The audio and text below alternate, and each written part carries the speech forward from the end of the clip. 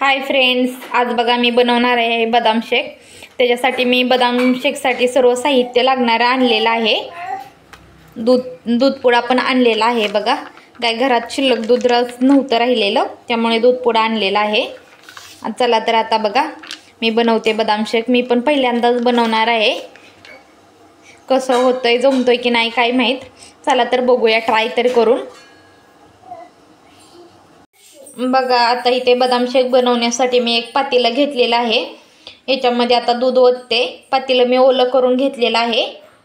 आता बघा अर्धा लिटर दूध मी या पातेल्यात घेतलं आहे आणि त्यातलंच थोडं दूध मी साईडला काढून ठेवलेलं आहे इथे। आता इथे बघा मी एक 7 बदाम घेतले, त्याच्यावरचे साल काढून टाकलेली आहे आणि 7 बदाम आता हे बदाम बारीक करून दुधामध्ये टाकते। आता बघा मी 5-6 बदाम बारीक पण करून घेणार आहे। याच्यामध्ये मगाशी ठेवलेलं दूध ओतणार आहे, म्हणजे बदाम पटकन बारीक होतील। आता बघा ह्याच्यामध्ये मी बदाम बारीक करून टाकलेले आहेत मिक्सरमध्ये। त्याची पावडर झाली होती बदामाची, एवढे बारीक केलेले होते। आता बघा साखर टाकत आहे।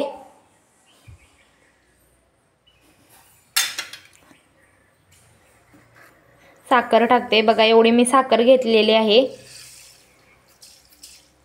बघा साखर टाकून झालेले आहे। आता जरा हलवते। आता ह्याच्यामध्येच मी ते 6 बदाम घेतले होते बारीक चिरून, ते टाकणार आहे।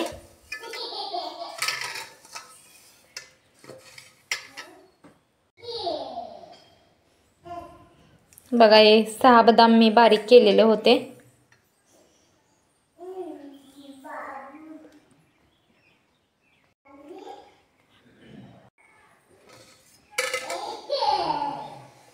आता बघा ह्याच्यामध्ये कस्टर्ड पावडर राहिलेली आहे टाकायची, ते सर्वात महत्त्वाचे अगोदर लागते। आता चला ते टाकते। बघा इथे 2 चमचे मी कस्टर्ड पावडर घेतलेले आहे। मी आहोंना सांगितलेली व्हॅनिला फ्लेवरची आणा, पण त्यांनी मँगो फ्लेवरची आणलेली आहे। चला तर असू द्या, आता बनवते। आता बघा ही कस्टर्ड पावडर मी मस्त असे दुधामध्ये मिक्स केलेले आहे। त्याच्या गाठोड्या ढिकळ्या होऊ नये म्हणून मी पूर्ण असे हलवून मिक्स केलेले आहे। बघा एकही ढिकळी नाही आहे।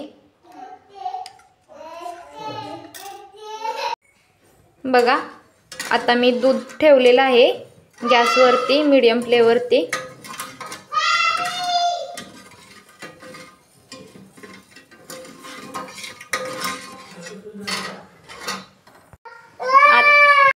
आता बघा याच्यामधली पूर्ण साखर विरघळलेली आहे। आता मी ह्याच्यामध्ये कस्टर्ड पावडर मिक्स करते। पूर्ण विरघळलेले आहे, काही नाही आहे। आता बघा अजून एकदा ही कस्टर्ड पावडर असे मिक्स करते।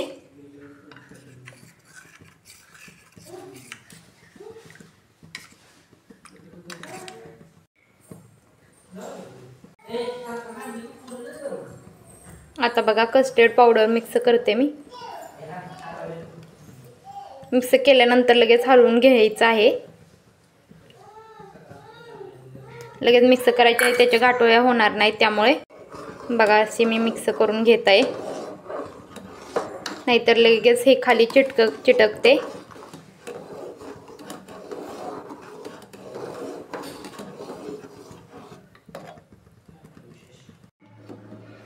बघा आता आपला असा बदाम शेक दिसत आहे। अजून काही झालेला नाहीये तयार।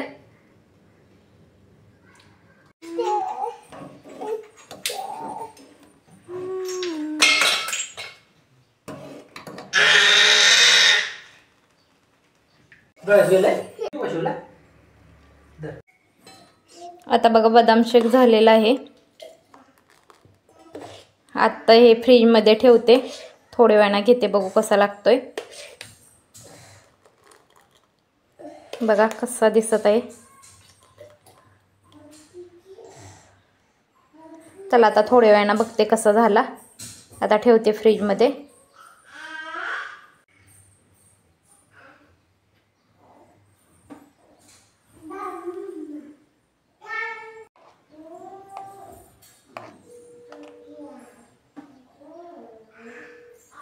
आता बघा बदाम शेक घेण्यासाठी मी 4 ग्लास इथे घेतलेले आहेत.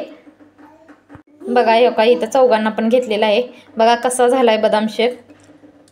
बघा झालाय की नाही, जसं आपण गाड्यावरती विकत घेतो तसाच झालाय बघा. हो का असा घट्ट असाही. आता ह्याच्यात जरा थोडंसं बदाम टाकते. देवांश आणि शिवांशला कसं जास्त बदाम देऊन चालत नाही. चला बाय बाय. आता मी घेतो. देवांश काय थांबत नाहीये, त्याला पाहिजे. बाईस म्हणतोय तो, बास म्हणतोय, त्याला बास म्हणायचंय. मला दे प्यायला मम्मी. बरं चला आता बाय बाय. या प्यायला बदाम शेक. बघा मगाशी पिऊन अजून एवढाच राहिलेला आहे बदाम शेक. बघा असं खूप घट्टही दिसत आहे आता. मगाशी काय एवढा व्यवस्थित दिसत नव्हता, आता खूप मस्त दिसत आहे. चला आता घेते हा पण प्यायला.